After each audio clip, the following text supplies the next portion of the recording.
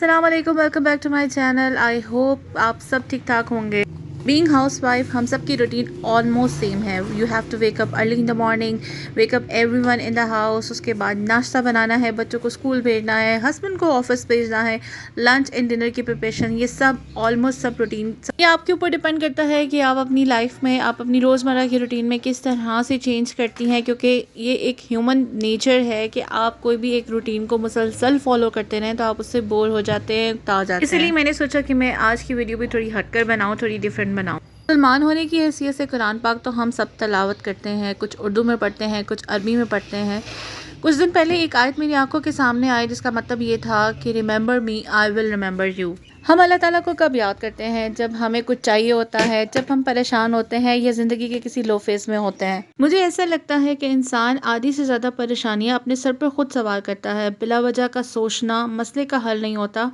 हर चीज़ को अल्लाह के सपोर्ट कर देना आई थिंक बेस्ट ऑप्शन है। ये बात समझने के लिए मुझे भी काफ़ी टाइम लगा और एक छोटी सी आदत ने कैसे मेरे सोचने का पर्सपेक्टिव बदल दिया, कैसे आसानियाँ पैदा कर दी, मैं आज आपके साथ शेयर करूँगी। इंसान किसी भी हाल में हो कभी खुश नहीं होता, हमेशा उसको दूसरों की चीज़ें ही अट्रैक्ट करी होती। इन my early 20s I remember कि मैं भी किसी की बहुत सारी चीज़ों से देखकर फैसिनेट होती थी, बहुत सी चीज़ें मुझे भी अट्रैक्ट करती थी। मैं ये नहीं कहती कि मैं हसद करती थी, मेरी सबसे बड़ी ख्वाहिश यही थी कि मुझे पढ़ना है और उसके बाद अच्छी सी जॉब करनी है। ऐसा लगता था कि if you have higher education you can get good job opportunities.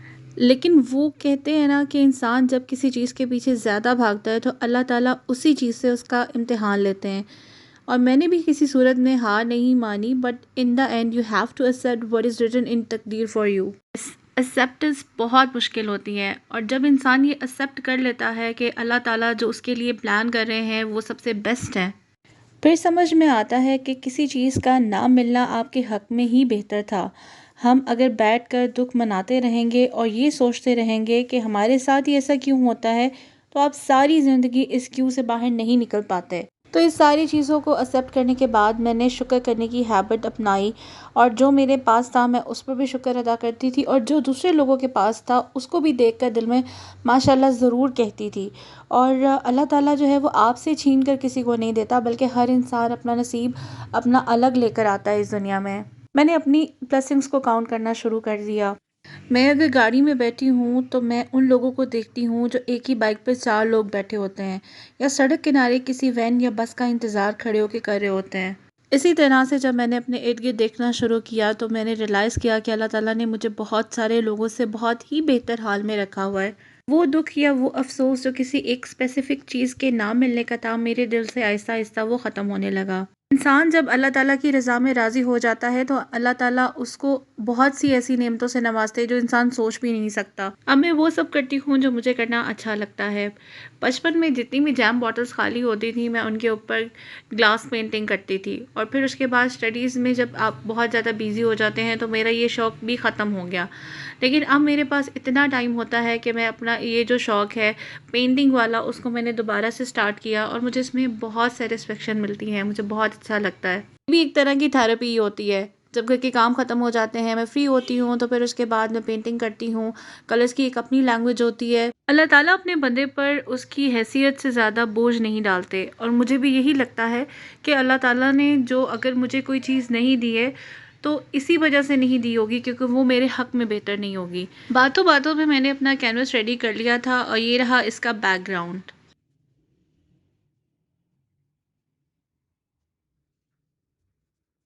अब बारी थी इसमें मज़ीद आर्ट वर्क करने की, तो उसके लिए जो है वो मैंने अपना एक स्केच ड्रॉ कर लिया था कि मैंने किस एरिया में रहकर क्या बनाना है।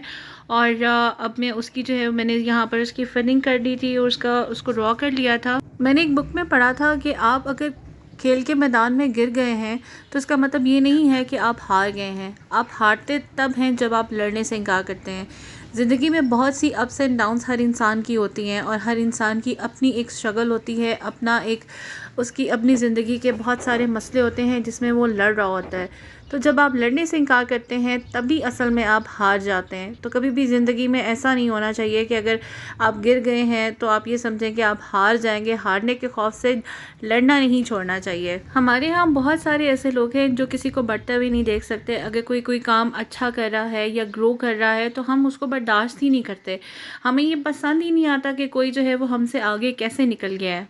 तो अपनी ज़िंदगी की खुशियाँ और अपने अच्छे जो चीज़ें हैं वो उन्हीं लोगों के साथ शेयर करें जो आपकी वाकई में ही खुशी में या आपकी ग्रोथ से खुश होते हैं, और अल्लाह ताला का शुक्र अदा करें, क्योंकि जब शुक्र अदा करना शुरू करते हैं तो तब आपके लिए आपको वाकई में ही लगेगा कि आपके लिए ज़िंदगी में बहुत सारी चीज़ें, बहुत सारे मामलात आसान हो जाते हैं और हमारी दुआएं कबूल होने शुरू हो जाती हैं। अल्लाह ताला ऐसा लगता है कि जैसे जो आप चीज़ जिसकी ख्वाहिश कर रहे होते हैं, बहुत अरसे से कर रहे होते हैं, वो आपके सामने ऑटोमेटिकली खुद आना शुरू होता है। और ये मैंने खुद भी फेस किया है, मुझे खुद रियलाइज़ किया है। आप फील करेंगे कि आपकी दुआओं के ऊपर अल्लाह ताला कुन फयाकुन की मोहर लगा रहे हैं। लोगों को खुश करने के बजाय अपने रब को राज़ी रखें, और लोगों को अपने बारे में सफाई देने की या क्लैरिफिकेशन देने की ज़रूरत बिल्कुल भी नहीं है, क्योंकि जो आपके बारे में अगर गलत राय रखते हैं, आप उनकी राय को या उनकी परसेप्शन को अपने बारे में चेंज नहीं कर सकते। बहुत सारे ऐसे लोग होते हैं जो आपके साथ बहुत सालों से आपके साथ होते हैं, लेकिन किसी एक छोटी सी बात की वजह से वो आपसे बदगुमान हो जाते हैं। तो असल में जो है वो आपके साथ वो कभी होते ही नहीं है। हमें ये लग रहा होता है कि वो हमारे मुखलिस हैं, बट ऐसा नहीं है। जो किसी एक छोटी सी बात की वजह से आपके बारे में बुरा समझें या आपके बारे में गलत राय कायम करें, तो वो आपके अपने नहीं होते। इसीलिए शायद मैं बहुत ज़्यादा सोचती नहीं हूँ, मैं अपने बहुत सारे ज़िंदगी के मामलात अल्लाह ताला पर छोड़ देती हूँ, क्योंकि जो कुदरत फ़ैसला करती है, जो अल्लाह ताला आपके लिए कर रहे होते हैं या सोच रहे होते हैं, उससे बेहतर कोई भी आपके लिए नहीं कर सकता। अपनी ज़िंदगी को आसान बनाने के लिए सबसे बेहतर यही है कि अपने सारे मामलात को अल्लाह ताला के हाथ छोड़ देना चाहिए।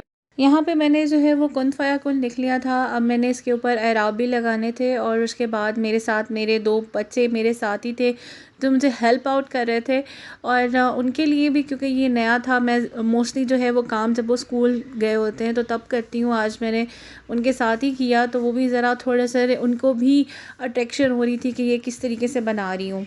अगर आप में से किसी को आर्ट में दिलचस्पी हुई तो मुझे ज़रूर कमेंट सेक्शन में बताइएगा कि जो है वो किस तरीके से मैंने बनाती हूँ। अदरवाइज़ मैं, क्योंकि मैं कोई एजुकेशन पर्पस के लिए तो नहीं ये वीडियो बना रही, लेकिन ये कि अगर आपको अच्छा लगे तो मुझे बताइएगा, ताकि मैं अगर कोई नेक्स्ट टाइम इस तरह से वीडियो बनाऊँ तो मैं ज़रा ज़्यादा डिटेल में बताऊँ और उसको आपके साथ शेयर करूँ। यहाँ पे मैंने सोचा कि मैं अपना नाम लिख लूँ, लेकिन एक हाथ से मोबाइल पकड़ा हुआ था और दूसरे हाथ से अपना नाम लिखना था, तो थोड़ा सा ना ये मेरे लिए थोड़ा मुश्किल हो रहा था।